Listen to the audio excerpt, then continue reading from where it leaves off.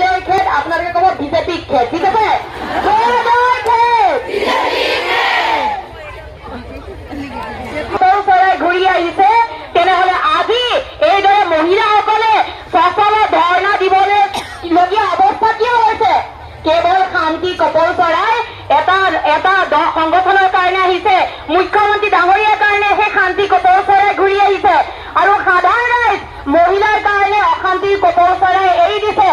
আৰু এই অশান্তি কপল চৰাই কবলত আজি আমি নিজৰ প্ৰাপ্যৰ কাৰণে, নিজৰ অধিকাৰৰ কাৰণে এইদৰে ল'ৰা ছোৱালী এৰি সংসাৰ এৰি পেলাই আন্দোলন কৰিবলগীয়া হৈছে।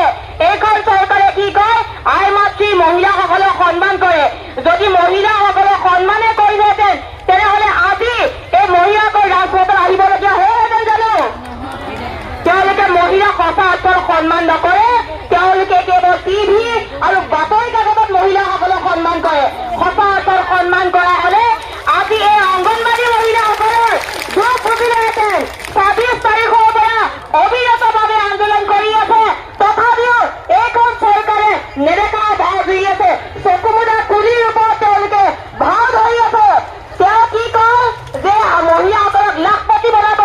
ঠিক আছে, আপোনালোকে মহিলাসকলক লাখপতি বনাব, কিন্তু তাৰ আগতে এই যিসকল অংগনবাড়ী মহিলা তেওঁলোকক প্ৰথমতে লাখপতি বনাই দেখক। তেওঁলোকৰ যি দাবী আছে, যি প্ৰাপ্য আছে, যি মজুৰি আছে, সেই মজুৰি হ'ব দিয়ক।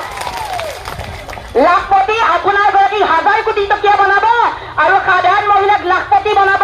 সাধাৰণ মহিলাক লাখপতি বনাব নালাগে, আমি নিজেই নিজৰ ভৰিত থিয় হৈ খাব পাৰো, কিন্তু আমাৰ যি দাবী, আমাৰ যি মজুৰি, সেই মজুৰিসমূহ যাতে আমাক দিয়ে, দিব হয় নহয়?